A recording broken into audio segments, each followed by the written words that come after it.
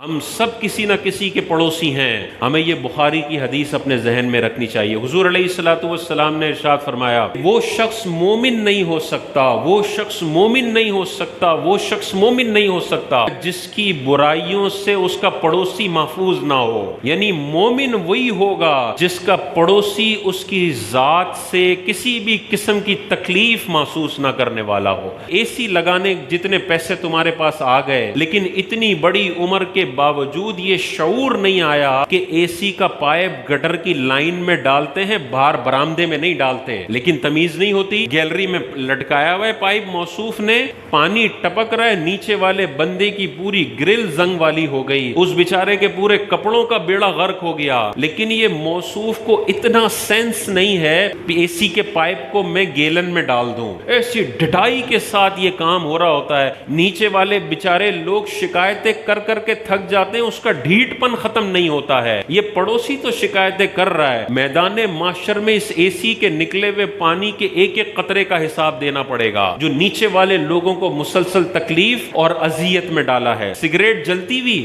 ان موصوف کو سگریٹ پیتے وقت یہ تمیز نہیں ہوتی کہ سگریٹ کو بجھا کے ڈالا جائے. ابھی اوپر والے بلاک میں سے جلتی ہوئی سگریٹ نیچے پھینک دی. اس سست آدمی کو سگریٹ بجھانے کی توفیق نہیں ہے، اور وہ نیچے گیلری میں کپڑوں کی بالٹی کے اندر گری، بالٹی میں آگ لگ گئی. گھر والے جاگ رہے تھے تو فوراً وہ بجھائی، اور تصویریں ہم نے دیکھی تو آدھی گیلری پوری کالی ہوئی ہوئی ہے. اور یہ گیلریاں ڈسٹ بن نہیں ہیں. ہم سمجھتے ہیں گیلری کے باہر جو بھی ہے نا میرے لیے وہ ڈسٹ بن ہے. ہر تھیلی ادھر پھینک رہے ہیں، پیمپر ادھر پھینک رہے ہیں، گندی غلاظت والی چیزیں پھینک رہے ہیں، جیسے نیچے تو ہم بلڈنگ والوں نے اتنا بڑا ڈسٹ بن لگایا ہوا ہے. اور پڑھائی کتنی کی ہوئی ہے، حضرت ماسٹر ہیں، حضرت ڈاکٹر ہیں، حضرت انجینئر ہیں. او بھائی، ڈاکٹر کے ساتھ ساتھ کچھ اخلاقیات بھی پڑھ لیتے کہ یہ ڈسٹ بن نہیں ہے تمہاری گیلری. ڈسٹ بن باہر ہوتا ہے جدھر پھینکا جاتا ہے. غیر مسلموں کے اندر بعض اوقات ایسی شاندار اخلاقیات ہوتی ہیں، ان کے روڈ دیکھیں، وہ تصور نہیں کر سکتے کہ روڈ پہ جا رہے ہوں تو ریپر یوں پھینک دیں. لیکن ہم مسلمان ہونے کے باوجود، جس کا مذہب کہتا ہے کہ صفائی نصف ایمان ہے، ہمارے کردار میں صفائی دور دور تک نظر نہیں آتی ہے. 12 بجے موصوف نے ڈیگ بجایا ہوا ہے، نیا اسپیکر لے کر آئے موصوف، اندر ناچ گانا چل رہا ہے، اور سامنے پڑوسی بیچارہ تکلیف اور اذیت کا شکار ہو رہا ہے. یہ آواز کی جو تکلیف ہے، اس کا بھی میدان محشر میں جواب دینا پڑے گا. تمہیں یہ اجازت نہیں ہے کہ تمہاری چار دیواری کے باہر کچھ بھی جائے جس سے پڑوسی کو تکلیف ہو. پارکنگ کے مسئلے، دو گاڑیوں کی جگہ، حالانکہ اس کو پتہ بھی ہے، سب شعور ہے. ابھی دبئی میں ہوتا اور